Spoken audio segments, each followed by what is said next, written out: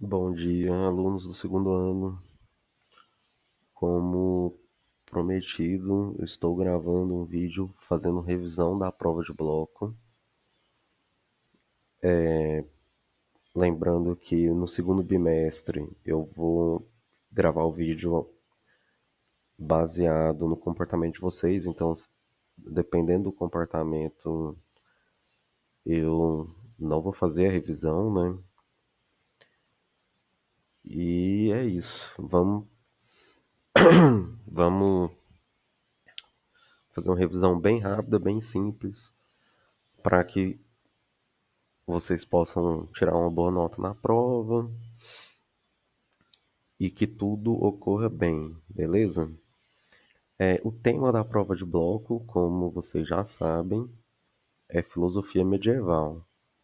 Para quem não lembra, Idade Média é o período que está entre a história antiga e a história moderna. Nesse período, a gente tem a dominação da igreja nas formas de produção de conhecimento, de sentido, de verdade.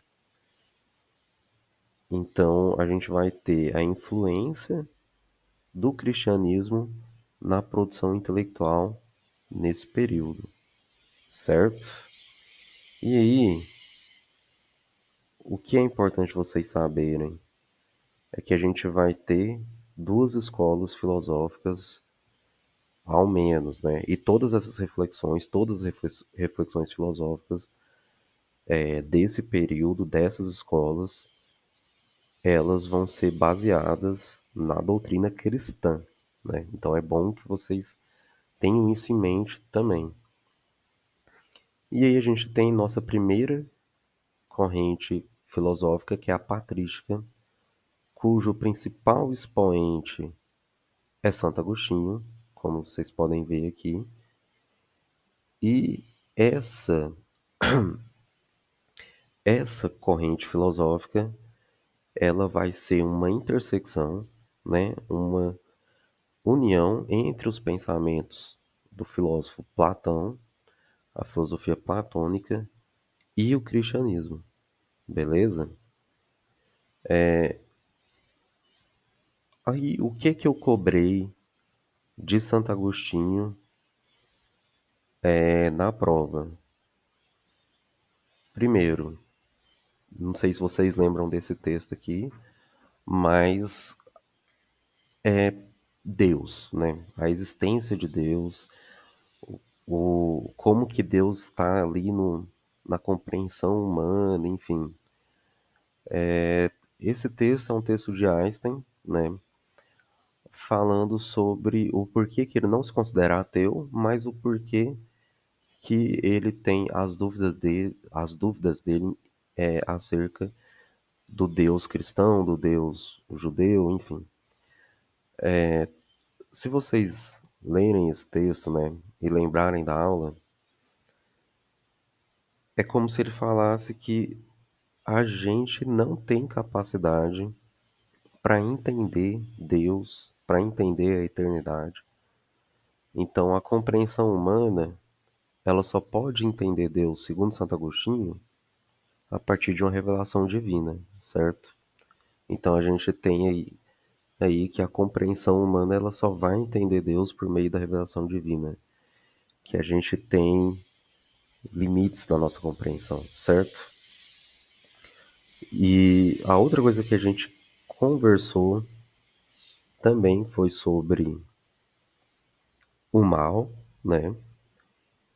E eu lembro de falar para vocês que do ponto de vista metafísico, o mal é uma carência de Deus, certo?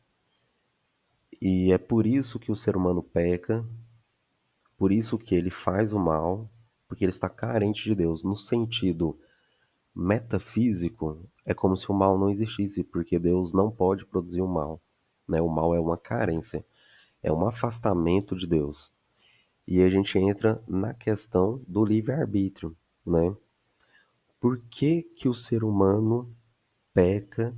Porque ele tem o livre-arbítrio. E para que que serve o livre-arbítrio? para o ser humano ter a oportunidade de praticar ações virtuosas, né? Para ele ter a oportunidade de praticar o bem, de escolher se aproximar de Deus. Aí outra coisa que eu cobrei também é a noção de tempo, né?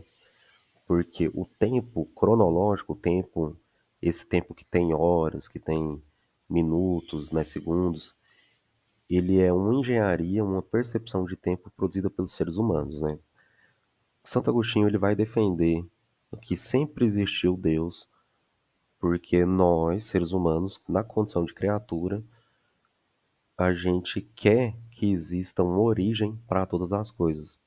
Mas a verdade é que o tempo de Deus é um tempo totalmente diferente. Não é esse tempo de início, meio e fim. Esse tempo é um tempo que pertence a nós na condição de criatura humana, né? Na condição de criatura de Deus, né? Uma criação. Então nós entendemos o tempo a partir de começo, meio e fim, a partir das horas, minutos, mas o tempo de Deus, né, é diferente, porque é como se ele falasse, nada precisou criar Deus. Deus sempre existiu por toda a eternidade. E aí, esses são os pontos da patrística que eu cobrei na prova.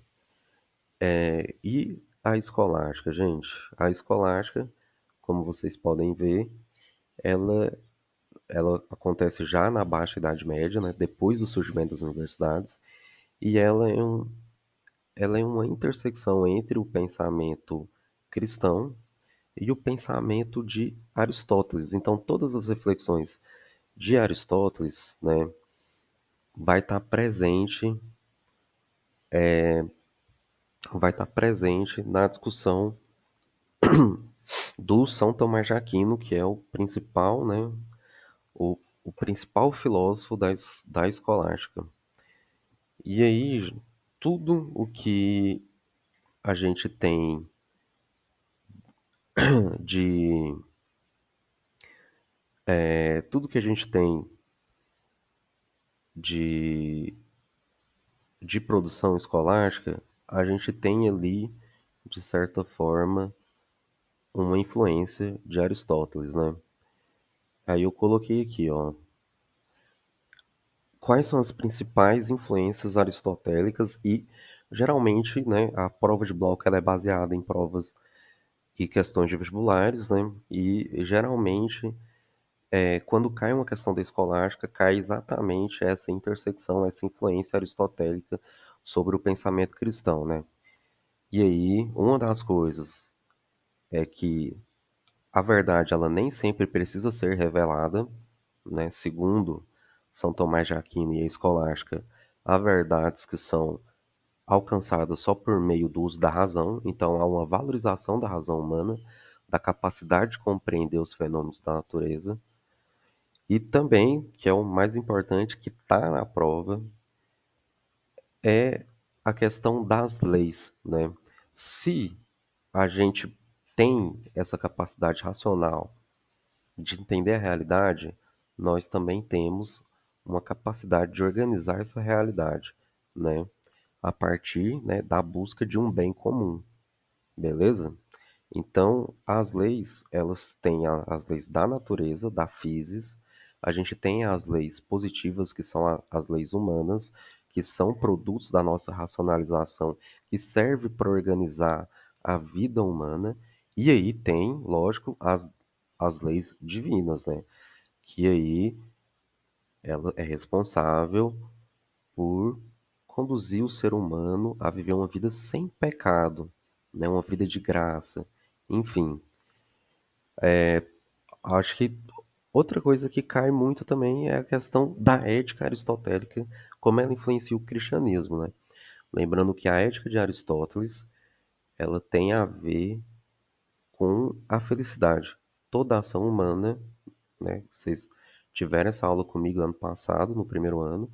Toda ação humana busca alcançar a felicidade. Então a gente tem uma mudança, uma perspectiva moral, né?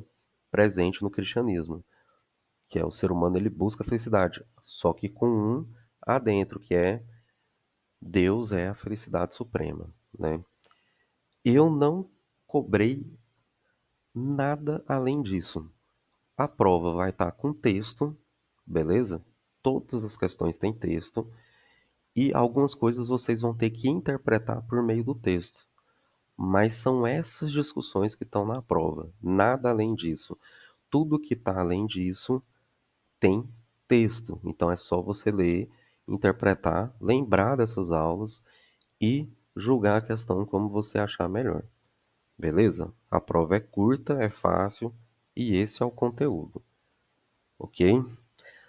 Então é isso, gente. Até segunda. A gente se vê aí na escola.